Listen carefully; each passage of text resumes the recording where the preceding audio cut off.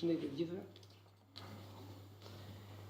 Nderuar zoti Ministri i Drejtësisë, nderuar zoti Bani, shkëlqësi ambasador, të nderuar përfaqësues të institucioneve të drejtësisë, të nderuar përfaqësues të institucioneve të pavarura, të nderuar drejtues gjykatash dhe gjyqtar, të nderuar drejtues prokurorish dhe prokuror, të nderuar përfaqësues shoqërisë civile, të nderuar partnerë ndërkombëtar, të nderuar zonja dhe zotërinj. Shkëlqësisa. E them shpesh raportin me mikrofonin se kam shumë mirë se edhe në auditor flas pa mikrofon, domethënë, kështu që. Ende. Besoj se keni vënë re këtë gjë. Zoti Bani duhet të kesh dy mikrofona, një për të shkurtë të gjatë siç ka mund dhe një për të shkurtër siç ishte zoti Gogu këtu prandaj. Kështu që është një kënaqësi e veçantë për mua që të jem sot i pranishëm në këtë aktivitet me rëndësi të veçantë për sistemin tonë gjyqësor, për të përuruar ambientet e rekonstruktuar të gjykatës së posaçme shkallës parë për korrupsionin dhe krimin e organizuar.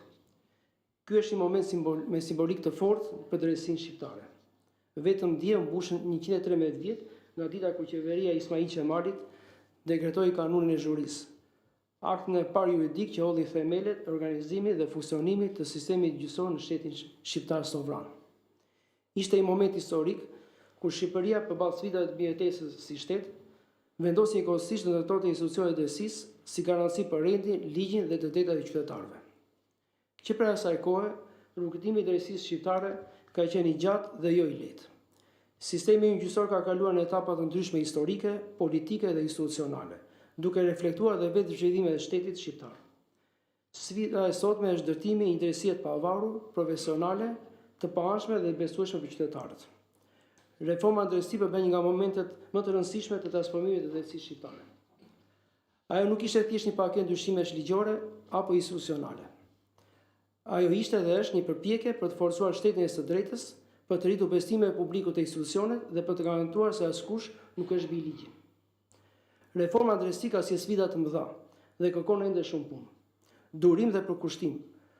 Por ka krijuar gjithashtu standarde të reja për gjeshmërie, integriteti dhe profesionalizmi.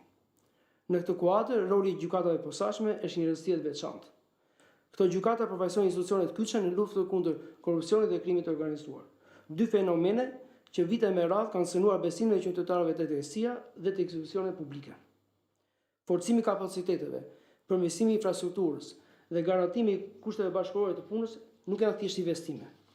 Ato janë themele në besueshmërinë e sistemit të drejtësisë dhe në të ardhmen europiane të Shqipërisë. Përurimi i këtyre ambienteve moderne është një tregues konkret i përpjekjeve për të ndërtuar institucione më efikase, më transparente, më të sigurta për gjyqtarët, qytetarët, administratën dhe për gjithë përdoruesit e gjykatës. Sot rruga e Shqipërisë dhe Bashkimit Evropian kalon në mënyrë të pashmangshme edhe përmes rezultateve të sistemit të drejtësisë. Pavarësia e gjyqësorit, lufta kundër korrupsionit, garantimi i drejtave themelore dhe funksionimi efektiv i institucioneve të drejtësisë janë elemente thelbësore të procesit të integrimit evropian. Partnerët tanë ndërkombëtar kanë mbështetur dhe vijojnë të mbështesin reformimin e sistemit tonë gjyqësor. Por suksesi i kësaj reforme varet mbi të gjitha nga integriteti, profesionalizmi dhe përkushtimi i vetë institucioneve shqiptarëve dhe njerëzve që shërbejnë në to. Ne duhet të synojmë një sistem drejtësie ku qytetari të ketë besim, ku proceset gjyqësore të zhvillohen brenda afateve të arsyeshme, ku vendimet të mbështeten mbi ligjin dhe provat dhe ku gjyqtari të jetë model integriteti dhe i paanshmërisë. Këshilli gjyqësor do të vijojë të jetë i angazhuar për forcime pavarësisë, eficiencës dhe modernizimit e sistemit gjyqësor, duke mbështetur çdo iniciativë që kontribon në rritjen e standardeve të drejtësisë shqiptare. Në përfundim dua të dëshiroj të falenderoj zotin Bani për këmbguljen, përpjekjet dhe përkushtimin e tij dhe gjithë atyre që kanë bërë të mundur realizimin e këtij projekti. Le të jetë ky përurim jo vetëm inaugurimi i një godine të restauruar, por edhe një vijshmëri e rrugës sonë drejt një drejtësie moderne, të besueshme dhe plotësisht bashkëkohore. Gëzuar dinjësisë dhe të gëzojnë këto ambiente të gjithë përdoruesit e gjykatës.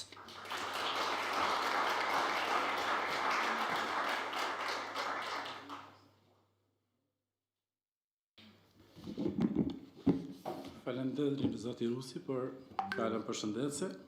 Tani sipas agjendës, ju ftoj që të ndjekim një dokumentar ku prezantojnë gjitha sfidat me të cilën ne jemi përballur që në momenti i idesë deri te zbatimi.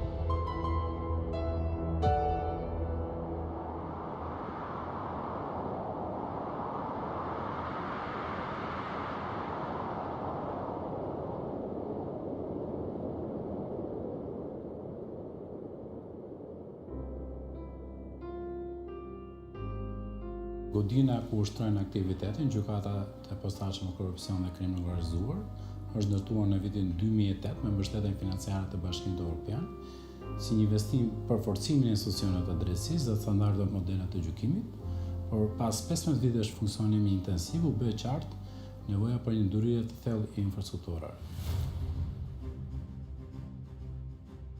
Një moment i rëndësishëm, reflektimi dhe frymëzimi, është vizita e zhvilluar në shtator të vitit 2024 në Shtetet e Bashkuara të Amerikës, ku një delegacion prej 8 gjyqtarësh pa nga afër mënyrën e organizimit të gjykatave.